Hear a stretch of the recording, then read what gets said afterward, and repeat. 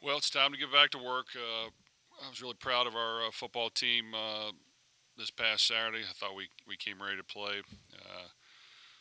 We beat what I thought, in my opinion, was a really talented football team, and found a way to just kind of play to the very end and come out on top. So it was a huge win for our program, and yes, we did celebrate after with the opportunity to go play in the ACC championship game, but. As of now, that's over with, and it's a one-game season. I think we all know what's coming up. It's a rivalry game against a really good, talented opponent that's well coached.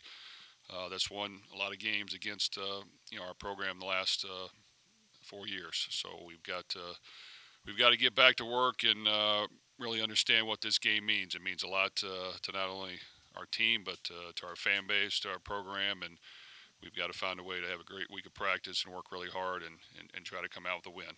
It's an important game, and we've got to put the work in and understand how difficult it's going to be because this team does have talent. They've played really good schedule. They've got good size and good length and good athletes, and we'll have to play well to win.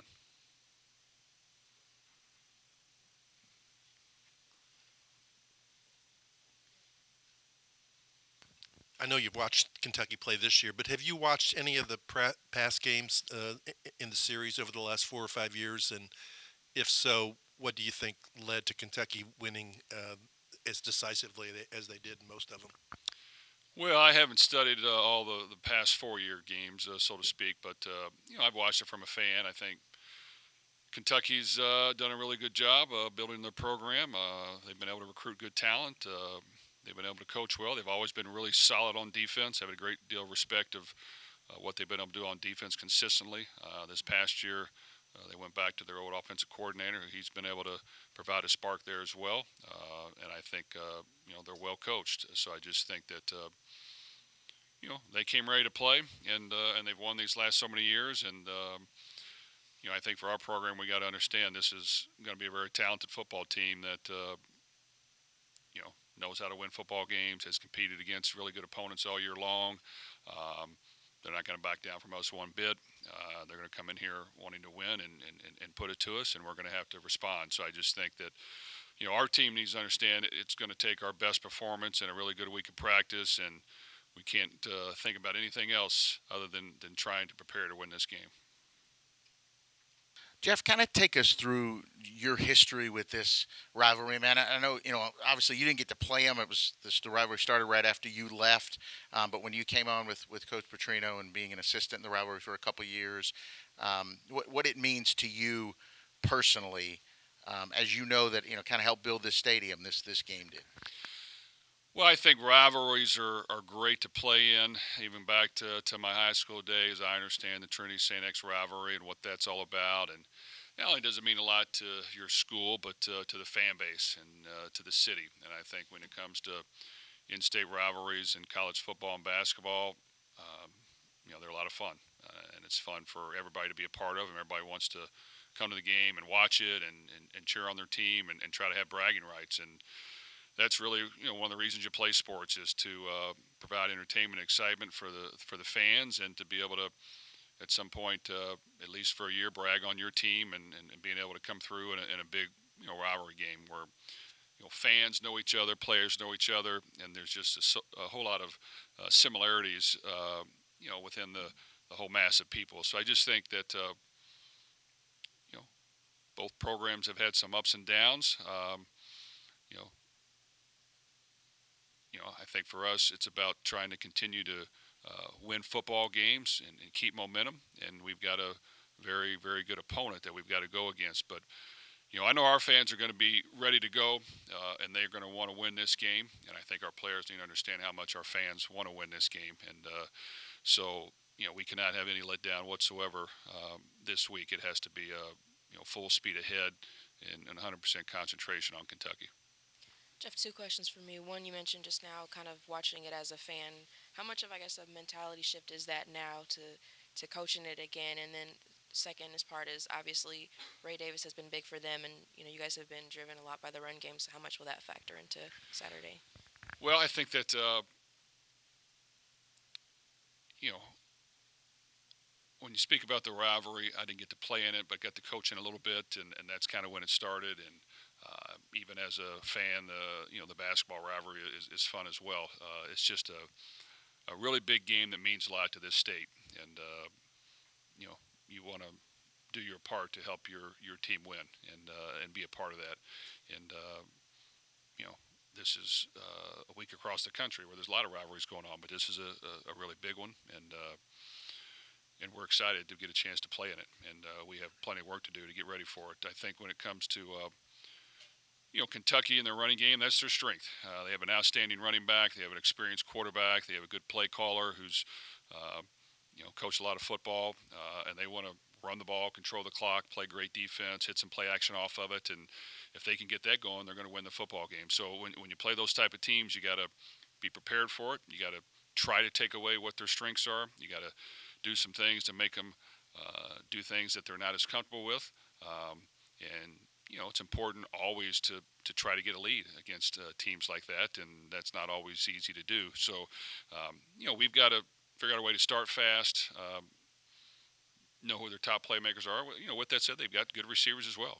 Three guys that all have about 40 catches, and experienced quarterbacks. So, stopping them, we have to have a good plan, and they're going to be physical, and they're going to want to come at you, and we have to be able to respond and try to take away that to a certain degree.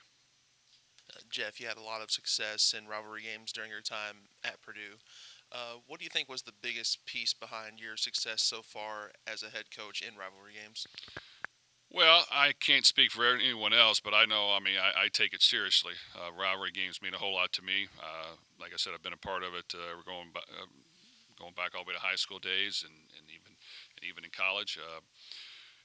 And I understand that it's more about our team playing the other team. It's about the entire city, community, and state and fan bases, wanting to, go out there and compete and hope that their team wins. So, this can make a lot of people happy or it can make a lot of people sad. And as a player, you don't want to make your fans sad and make them mad. So we've got to try to give them what they want. And in order to do that, we have to understand first the challenge that's ahead, which is a really good, talented football team.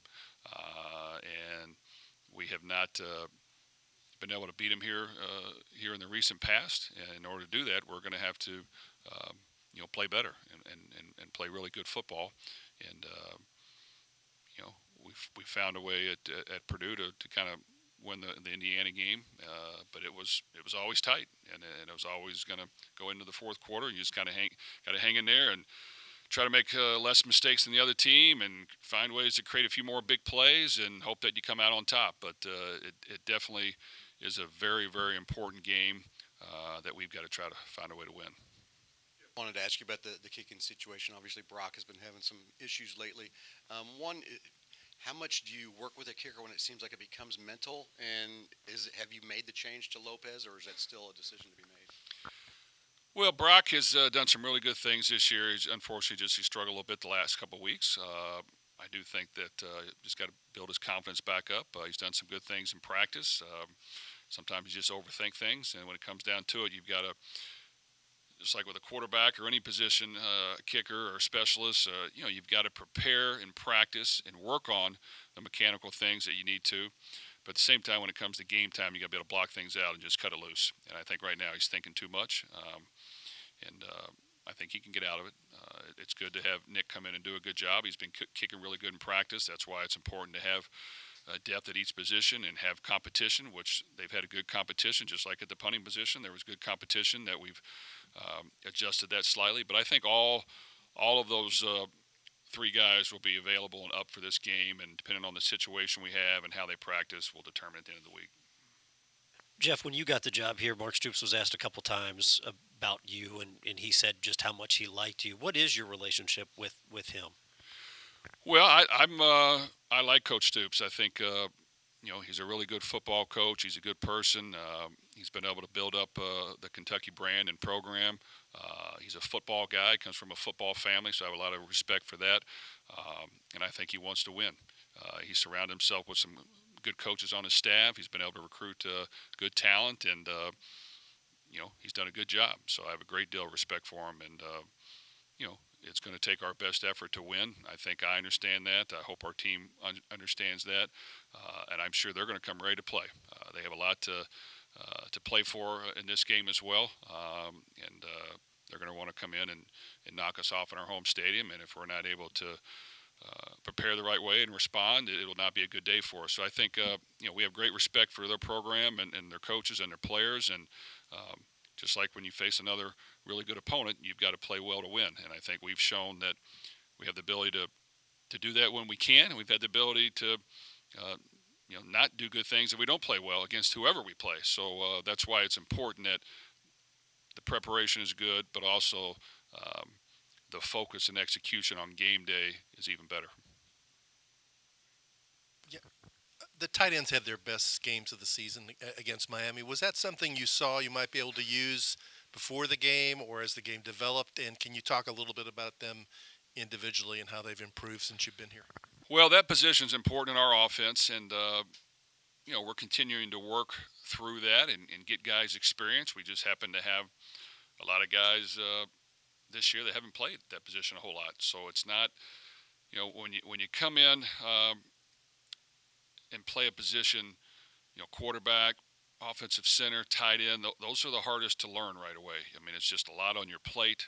There's a lot of things you got to know and understand. Tight end is a tough position. You got to be able to block. You got to be able to know line calls and line movements and who you're going to and the technique you use. You got to be able to get open on routes. You got to understand route adjustments. You got to be physical, but you got to be able to run up the field as well and catch the ball. So I think we've continued to work that position. They've done a really good job working in practice. It's going to be important that we continue to utilize that. When you face Miami, they had good corners, they had good size, they wanted to guard us tight. You got to be able to work the middle of the field, and the more we can work the middle of the field, the more things will open up on the outside. So I think Josh Lifston has done some good things. He understands what we're doing. Nate Kariski, has some potential. He's just young, so he's continuing to develop and had a really good day. Joey Gatewood is athletic.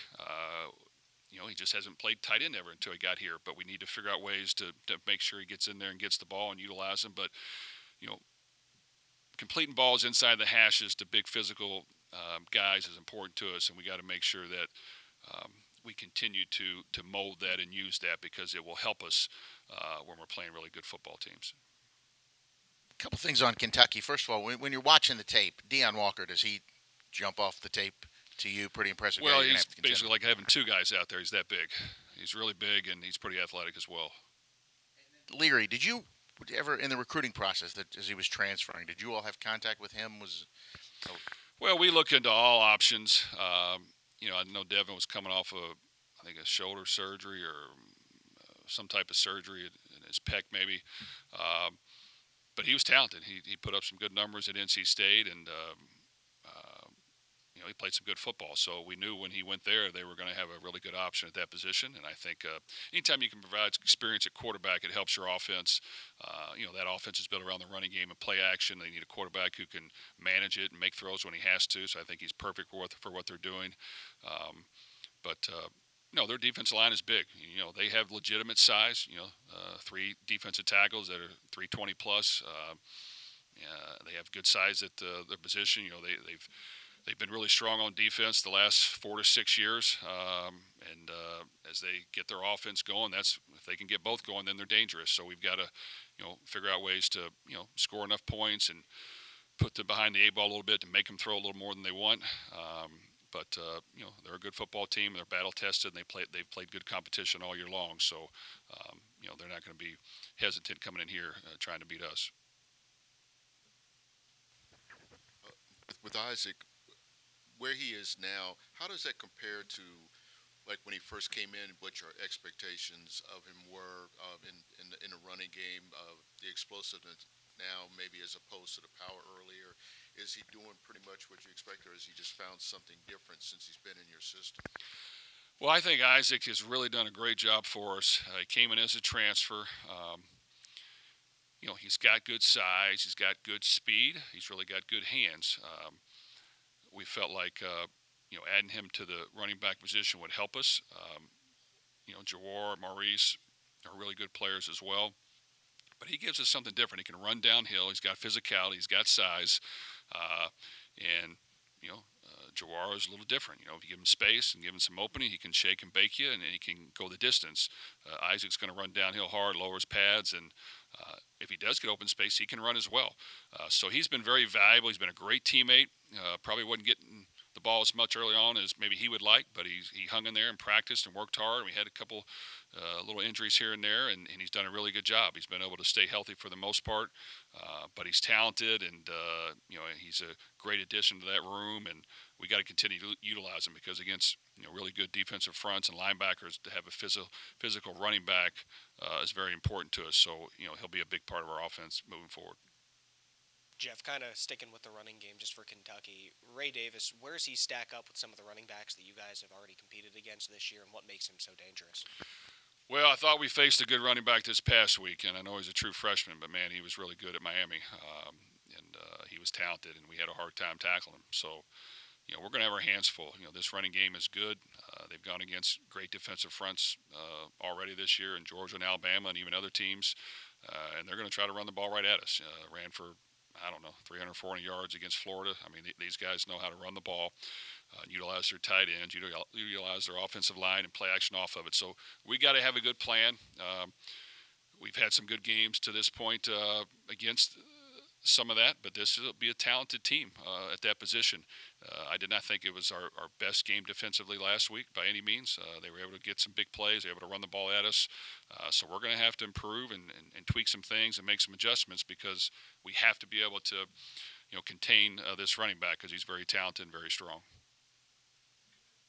Jeff, you've been a fan of this program, of this school. Can you appreciate the fact? I mean, you guys are 10-1. You're going to play in the ACC championship game, but there are some fans who, if you don't win this game, they're still not going to be happy. Well, I understand that, and that's why after we let the last win sink in, we had to explain to our team yesterday in a lot of different ways that needs to be erased, for a full week, and the full focus needs to be on this game because.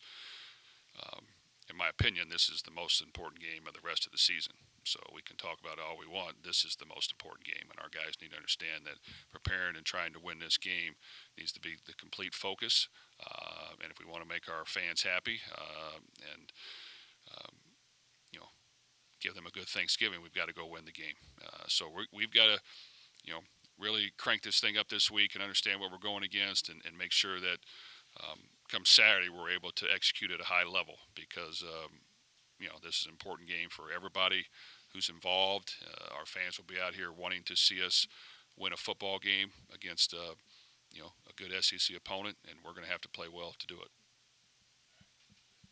Thank you.